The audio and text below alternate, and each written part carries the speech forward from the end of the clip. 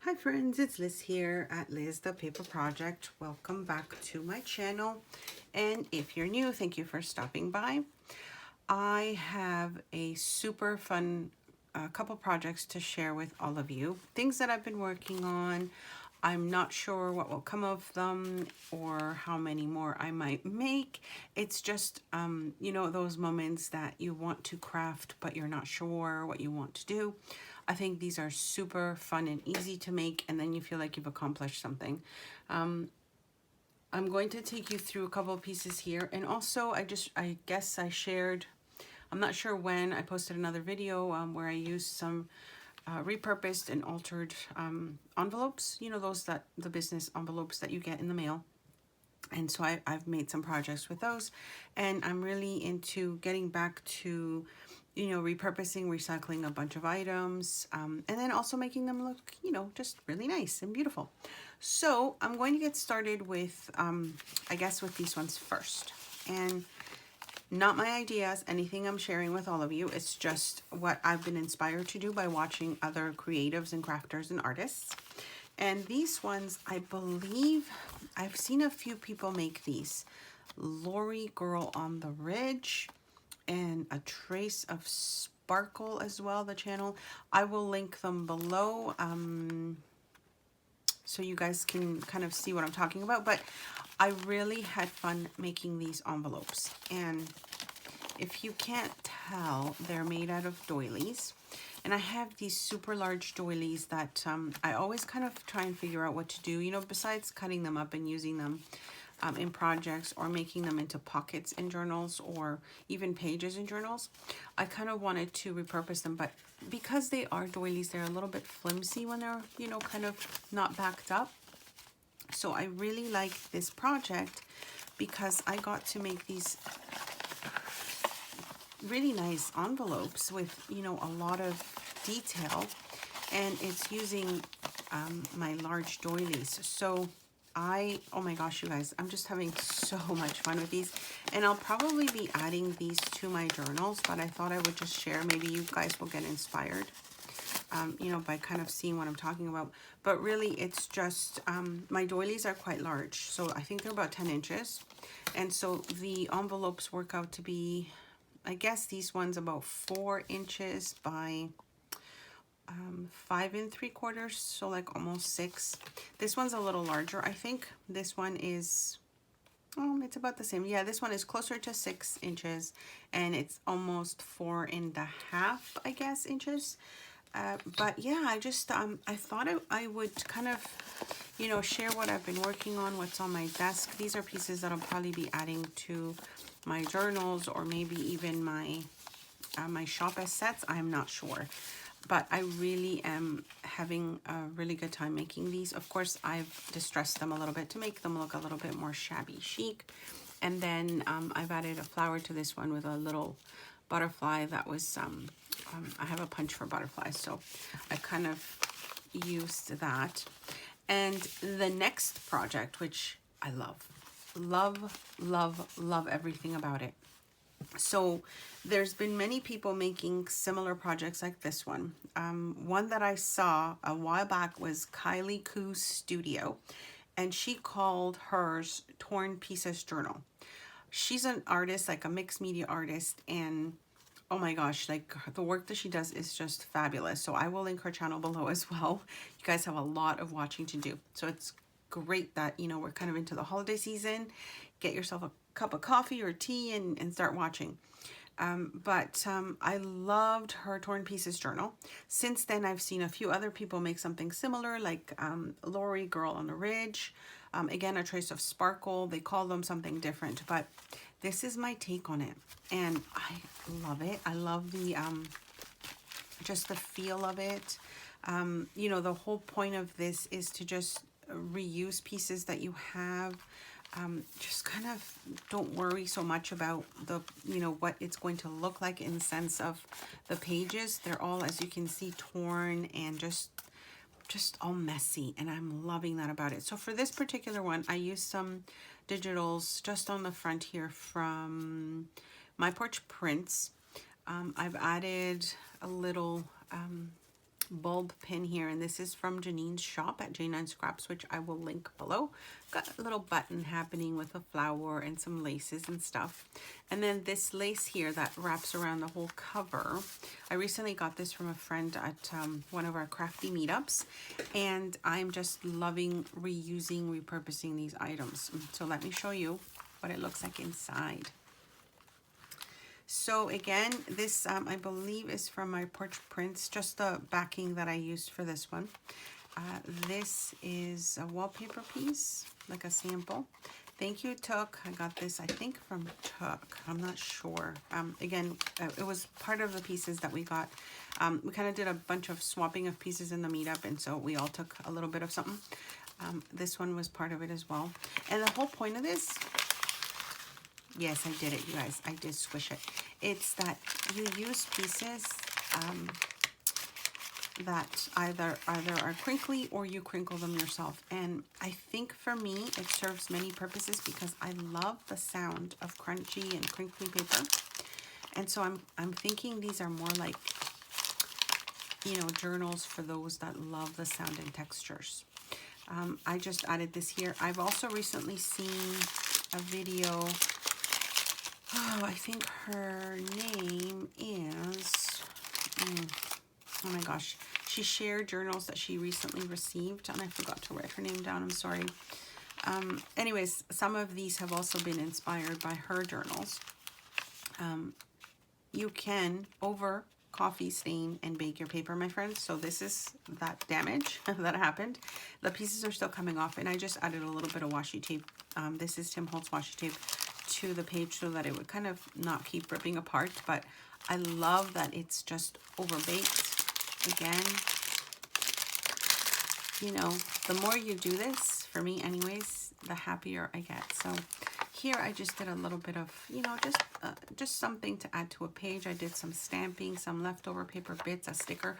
Oh, and by the way, what I love most about it is that I keep like a little bin of scraps on my desk. So every time I finish a project, I have like just, you know, scraps left over. And that's basically the pieces that I'm using in this journal, like a little leftover bit of vellum, again with some more washi tape. This was another leftover bit, and you can see how just beautiful it kind of looks, just kind of adding them together. So again, leftover bits, and this one was from a digital again. I think it's my Porch Prints, the one I've been using a lot because I've got some leftover bits from that, so I've, you know, been reusing it. Stamp there with a little ticket.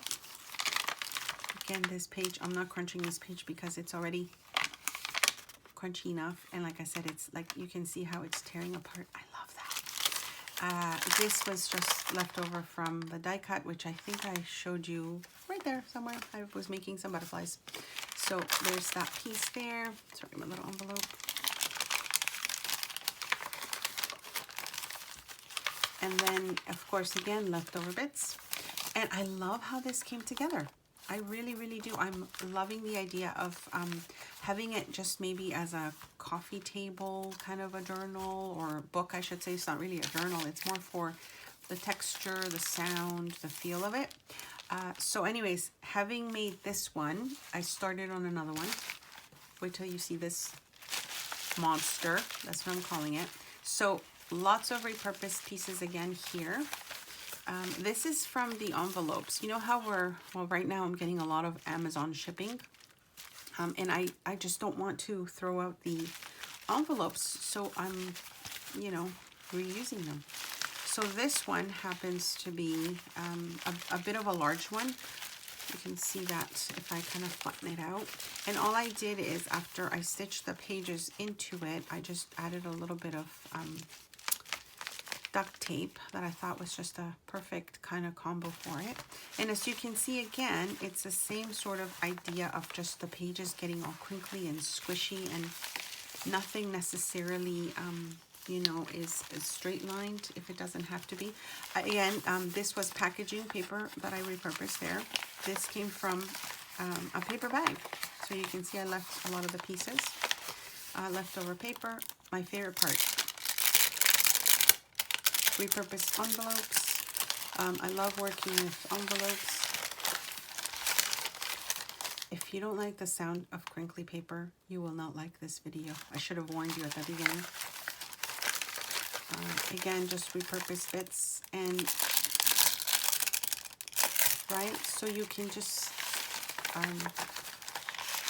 flipping through the pages.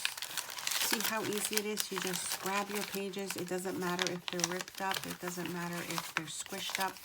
The beauty of this, excuse my phone, the beauty of this, I find, is that you get to crunch it yourself if you want to. So anyways, my friends, I hope you enjoyed the share. I just thought I'd show you what is on my desk, what I am working on. Maybe you'll get inspired as I did. Hi friends. Okay, so I'm going to quickly show you how I made the cover for this little ripped page journal, whatever you want to call it. And again, the point of it is so that you use materials that you have at home. So I am just going to show you, I used a leftover piece of file folder for the base of the cover, and I'll show you what it looked like.